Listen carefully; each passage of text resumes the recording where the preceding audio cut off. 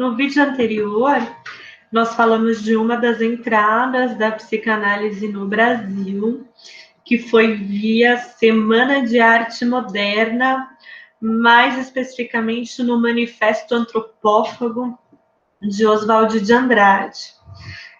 Agora, para comentar um pouquinho sobre isso, eu trouxe trechinhos de um livro que eu gosto bastante, que é de uma historiadora da psicanálise. O nome dela é Elisabeth Koźmińska. Talvez vocês se lembrem que nós assistimos, né? Eu recomendei para vocês assistirem um documentário que foi ela que produziu, ou A Invenção da Psicanálise.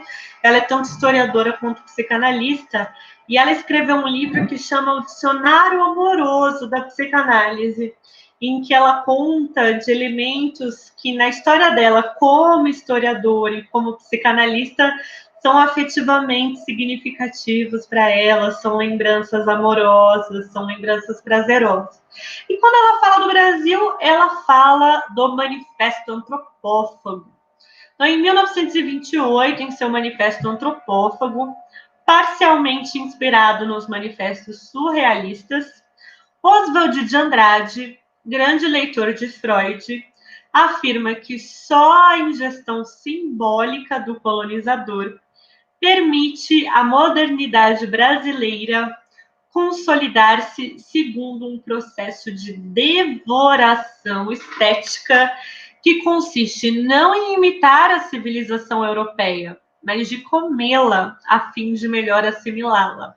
Pois é, a antropofagia defendida por Oswald de Andrade vem nessa ideia de devorar, de comer e degustando, digerindo, assimilando o que é comido, né? Transformar o que está sendo devorado. Então, como eu contei para vocês, a Semana de Arte Moderna foi um momento de se perguntar: há uma arte brasileira?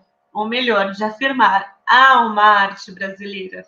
E a arte brasileira não é imitação. E a arte brasileira não envolve, ou melhor, se opõe a essas ideias de purificação que vieram com um raciocínio higienista, eugenista, né?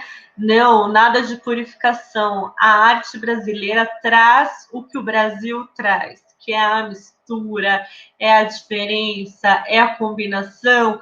Ao invés de imitar nossas origens, de fazer igual às nossas origens, a gente devora, incorpora, assimila e faz de uma nova forma, com toda a combinação, mistura e miscigenação desse processo.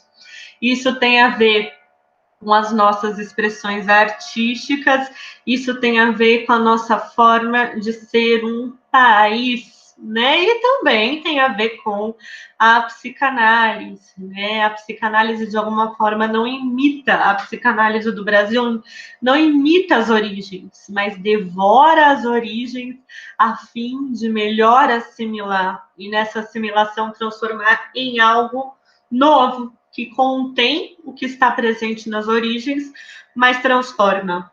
Por isso que eu escolhi no começo da aula trazer umas comidas que de alguma forma assimilam ingredientes dos pratos originais, mas com a combinação de outros elementos, com a mistura, formam coisas novas. O que mais que a Rodinesco diz sobre a psicanálise no Brasil? Ela diz assim: bem mais que outras regiões do mundo, as cidades brasileiras foram um receptáculo de todas as contradições possíveis da psicanálise. Se você quer conhecer sobre as contradições da psicanálise, venha conhecer a história da psicanálise no Brasil. Nesse país, que aglutina vários países, as cidades desempenharam um papel considerável na expansão de todas as correntes da psicanálise, né? O Brasil é um imenso país, tanto em tamanho, mas também em manifestações, né? Pensar Brasil é pensar como não há uma unidade no que a gente chama e vive como Brasil. Todas reivindicam uma identidade própria, não obstante encontremos características comuns em cada uma delas. Então, as diferentes correntes de psicanálise também estão presentes aqui, assim como as contradições entre elas. O que mais que a Rodinesco diz? Nada mais estimulante, agora ela vai contar a experiência dela por aqui. Ela vem da França. Nada mais estimulante do que dar palestras nas cidades brasileiras, mediante um público entusiástico, atento e generoso. Tudo se passa como se sua curiosidade pela alteridade, olha, até troquei alteridade com autoridade, mas não é alteridade, não é autoridade de poder, é alteridade de diferença.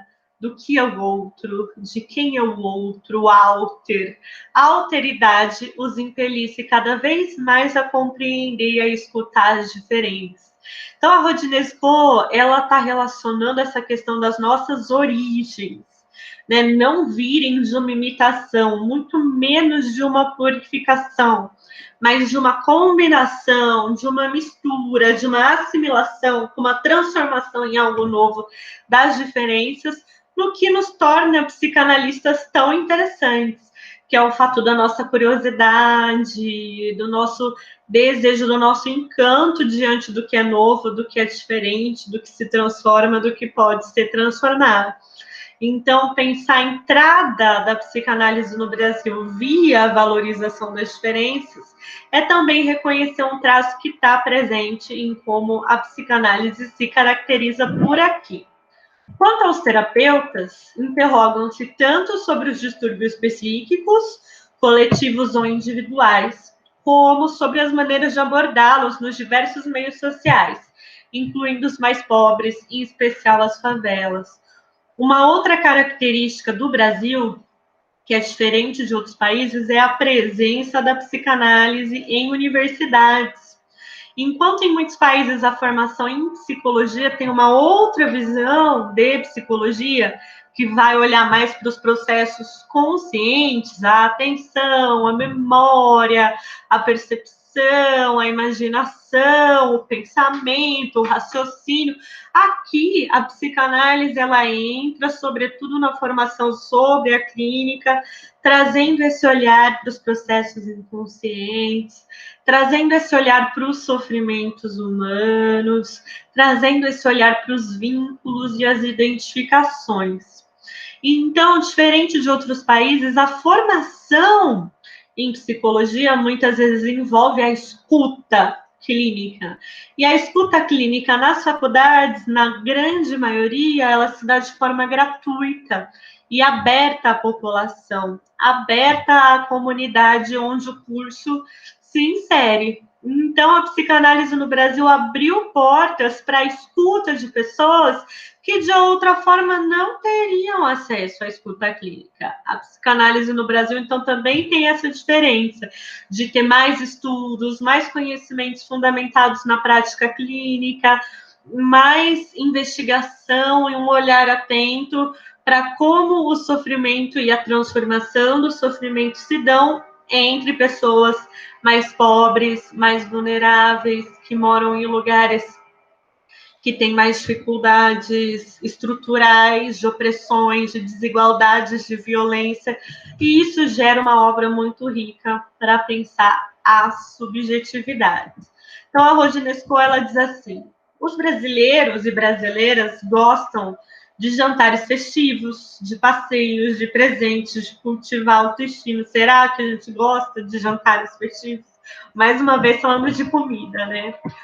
Gosto dos psicanalistas brasileiros, aprecio seu saber clínico, suas qualidades terapêuticas, seu pragmatismo, sua curiosidade insaciável e sua capacidade de fazer a cultura freudiana viver, zombando sutilmente da arrogância com que seus pares franceses continuam a tentar colonizá-los, tomando-se por gurus. Então, o Brasil, que se inicia como colonizado,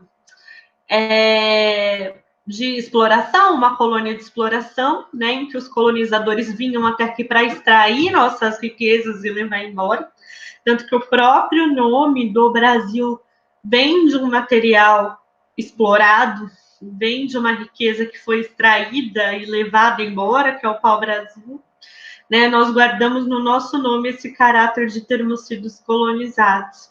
Mas, ao mesmo tempo, né, como diz a Rodineskô, diz aqui, as resistências brasileiras, as tentativas de colonização, elas persistem.